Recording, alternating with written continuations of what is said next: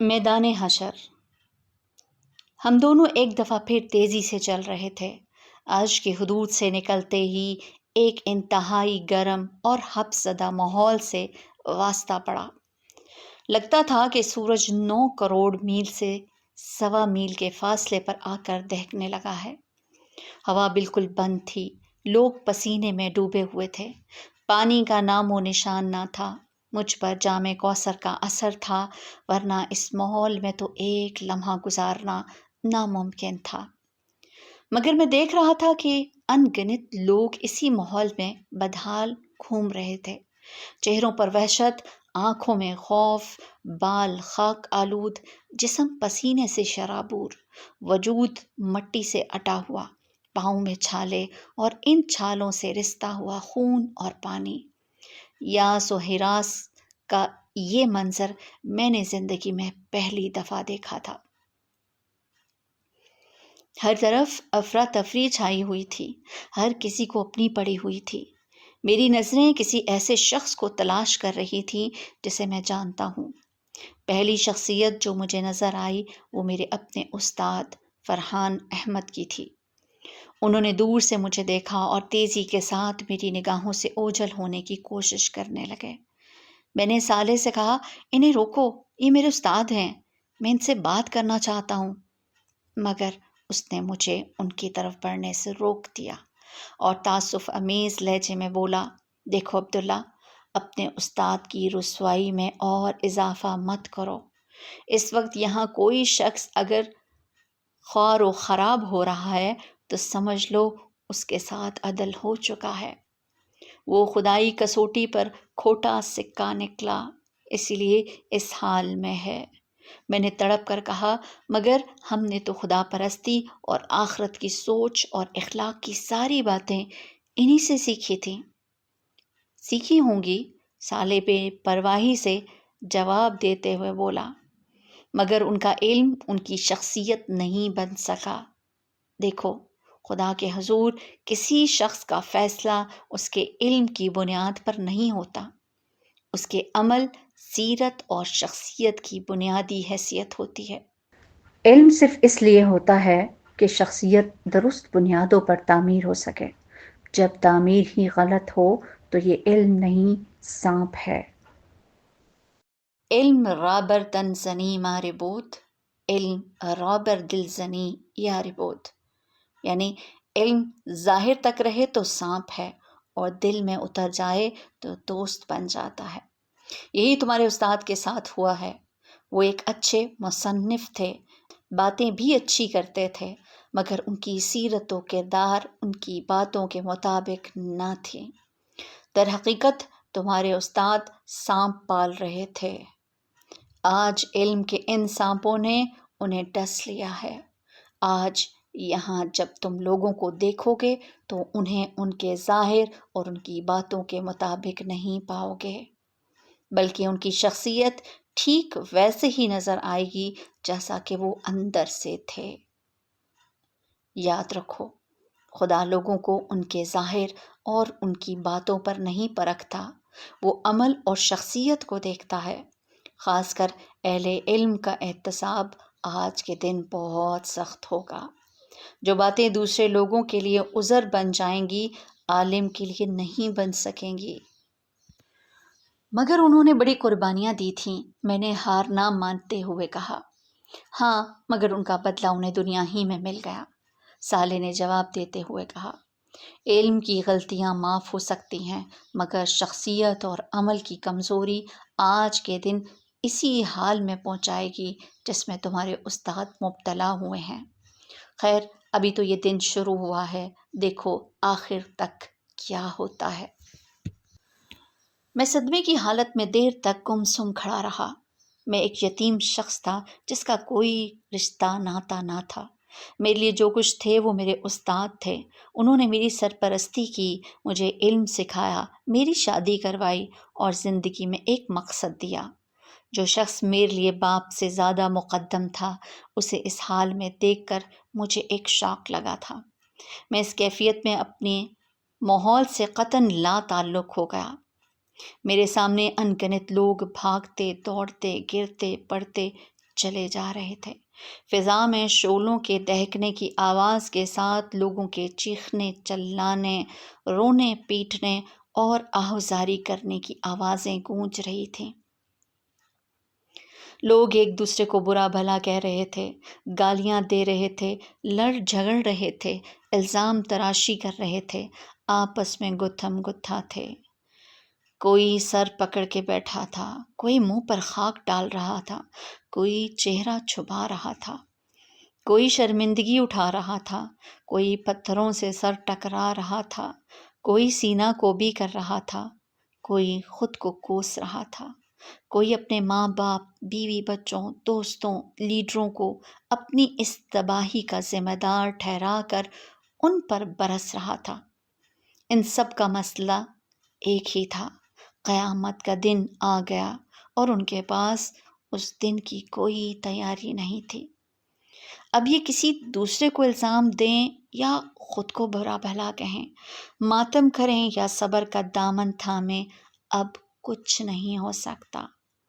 اب تو صرف انتظار تھا کائنات کے مالک کے ظہور کا، جس کے بعد حساب کتاب شروع ہونا تھا اور پورے عدل کے ساتھ ہر شخص کی قسمت کا فیصلہ کر دیا جانا تھا۔ مگر میں اس سب سے بے خبر نہ جانے کتنی دیر تک اسی طرح گم سم کھڑا رہا۔ یکایک میرے بالکل قریب ایک آدمی چل آیا۔ ہائے، اس سے تو موت اچھی تھی، اس سے تو قبر کا گڑھا اچھا تھا۔ یہ چیخ نما آواز مجھے واپس اپنے ماحول میں لے آئی۔ لمحہ بھر میں میرے ذہن میں ابتدا سے انتہا تک سب کچھ تازہ ہو گیا۔ میں نے گردن گھما کر سالے کی طرف دیکھا۔ اس کا چہرہ ہر قسم کی تاثر سے عاری تھا اور وہ مستقل مجھے دیکھے جا رہا تھا۔ میری توجہ اپنی طرف مبذول پا کر وہ بولا، عبداللہ، تم میدان حشر کے احوال جاننے کے شوق میں اپنی جگہ چھوڑ کر یہاں آئے ہو تو ایسے بہت سے مناظر اب بھی تمہیں اور دیکھنے ہوں گے۔ میں تمہیں مزید صدمات سے بچانے کے لیے ابھی سے یہ بات بتا رہا ہوں کہ تمہاری بیوی، 3 بیٹیاں اور 2 بیٹوں میں سے تمہاری ایک بیٹی لیلا اور ایک بیٹا جمشید اسی میدان میں خوار و پریشان موجود ہیں۔ سالے کی یہ بات سن کر میرے پاؤں تلے سے زمین نکل گئی۔ مجھے چکر سا آیا اور میں سر پکڑ کر بیٹھ گیا۔ سالے میرے ساتھ ہی زمین پر خاموش بیٹھ گیا۔ میری آنکھوں سے مسلسل آنسو بہہ رہے تھے، مگر یہاں کسی کو کسی کی کوئی پرواہ نہیں تھی۔ کوئی کیوں بیٹھا ہے، کوئی کیوں کھڑا ہے، کیوں لیٹا ہے، کوئی کیوں رو رہا ہے، کیوں چیخ رہا ہے، کیوں ماتم کر رہا ہے، یہ کسی کا مسئلہ نہیں تھا۔ آج سب کو اپنی ہی پڑی تھی۔ ایسے میں کوئی رک کر مجھ سے میرا غم کیوں پوچھتا؟ لوگ ہمارے پاس سے بھی بے نیازی سے گزرتے چلے جا رہے تھے۔ کچھ دیر بعد میں نے سالے سے پوچھا، اب کیا ہوگا؟ ظاہر ہے حساب کتاب ہوگا، پھر اس کے بعد ہی کوئی حتمی بات سامنے آئے گی۔ اس کا جواب 2 ٹوک تھا۔ پھر وہ اپنی بات کی مزید وضاحت کرتے ہوئے بولا، پچھلی دنیا میں جن لوگوں نے آج کے دن کی حاضری کو اپنا مسئلہ بنا لیا تھا اور وہ اسی کے لیے جیے، چاہے وہ ایمان اور اخلاق کے تقاضے پورے کرنے والے صالحین ہوں یا خدا کے دین کی نصرت کو اپنا مسئلہ بنانے والے اہل ایمان، سب کے سب اس طرح اٹھائے گئے ہیں کہ ان کی نجات کا فیصلہ ہو چکا ہے۔ ان لوگوں نے زندگی میں صرف نیکیاں کمائی تھیں، خالق اور مخلوق کے حقوق پورے کیے تھے، چنانچہ ان کی موت ہی ان کا پروانہ نجات بن کر سامنے آئی تھی اور حشر کے دن انہیں شروع ہی سے عافیت نصیب ہو گئی۔ مگر گناہ تو سب کرتے ہیں، تو کیا ان لوگوں نے گناہ نہیں کیے تھے؟ میں نے پوچھا۔ ہاں، گناہ انہوں نے بھی کیے تھے، مگر ان کے چھوٹے موٹے گناہ ان کی نیکیوں نے ختم کر دیے، اور اگر کبھی کسی بڑے گناہ سے دامن آلودہ ہوا تو انہوں نے فوراً توبہ کے آنسوؤں سے ان داغوں کو دھو دیا تھا۔ ایسے تمام صاف ستھرے پاکیزہ لوگ اس وقت عرش کے سائے کے نیچے موجود ہیں۔ ان لوگوں کا رسمی حساب کتاب ہوگا، جس کے بعد ان کی کامیابی کا اعلان کر دیا جائے گا۔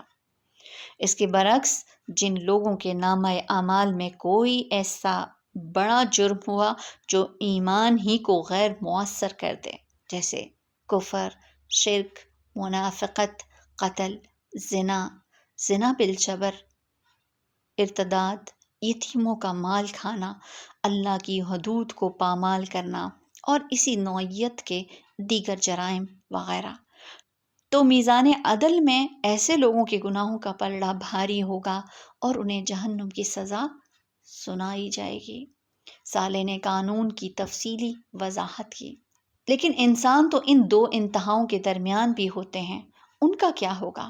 میں نے سوال کیا تو صالح نے جواب دیا، ہاں، ان دو انتہاؤں کے درمیان وہ لوگ ہیں جن کے پاس ایمان اور کچھ نہ کچھ عمل صالح کا سرمایہ بھی ہے، مگر وہ دنیا میں گناہ بھی کرتے رہے اور توبہ بھی نہیں کی۔ ایسے لوگوں کو اپنے گناہوں کی پاداش میں حشر کے دن کی سختی جھیلنی ہوگی۔ اس کے بعد نجات کا کوئی امکان پیدا ہوگا۔ آج جو لوگ میدان حشر میں پھنسے ہوئے ہیں وہ یا تو مجرمین ہیں جنہیں آخر کار جہنم میں پھینکا جائے گا، یا پھر وہ اہل ایمان ہیں جن کا دامن گناہوں سے داغدار ہے۔ سو جس کے گناہ جتنے زیادہ اور جتنے بڑے ہوں گے، آج کے دن اسے اتنا ہی خوار و خراب ہونا ہوگا۔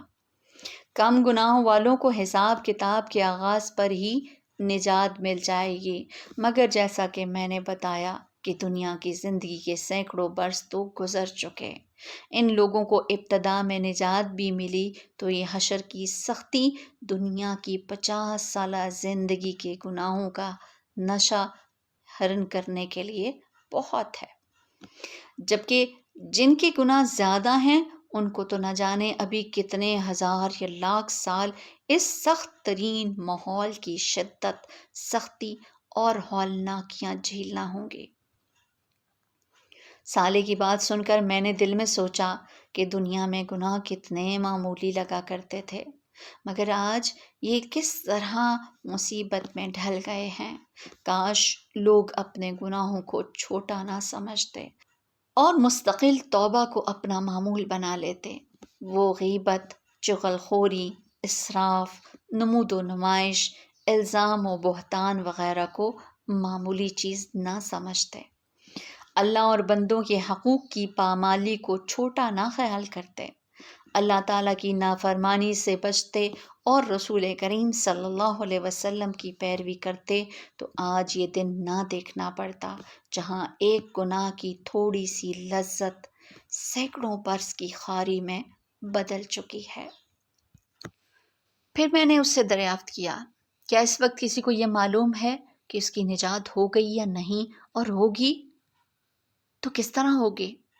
صالح نے جواب دیا، یہی اصل مصیبت ہے، یہاں کسی کو یہ نہیں معلوم کہ اس کا مستقبل کیا ہے، نجات کی کوئی امید ہے یا نہیں، یہ کوئی نہیں جانتا سوائے اللہ کے۔ اس لیے رسول اللہ صلی اللہ علیہ وسلم اور دیگر انبیاء مسلسل یہ دعا کر رہے تھے کہ حساب کتاب شروع ہو جائے۔ اس کے نتیجے میں اہل ایمان کو یہ فائدہ ہوگا کہ وہ مجرمین سے الگ ہو کر حساب کتاب کے بعد نجات پا جائیں گے۔ تم جانتے ہو آج کے دن انفرادی طور پر نہ کسی کے لیے زبان سے کوئی حرف نکالا جا سکتا ہے اور نہ اس کی کوئی گنجائش ہے، اور خوشی کی بات یہ ہے کہ رسول اللہ صلی اللہ علیہ وسلم کی یہ دعا قبول ہو چکی ہے۔ یہ بات خلیفہ رسول ابوبکر صدیق نے تمہیں خود بتائی تھی، مگر ابھی تک حساب کتاب تو شروع ہوتا نظر نہیں آتا۔ میں نے حیرت سے پوچھا تو صالح بولا، دعا قبول ہوئی ہے، مگر اس پر عمل درآمد اللہ تعالیٰ اپنی حکمت و مصلحت کے تحت ہی کریں گے۔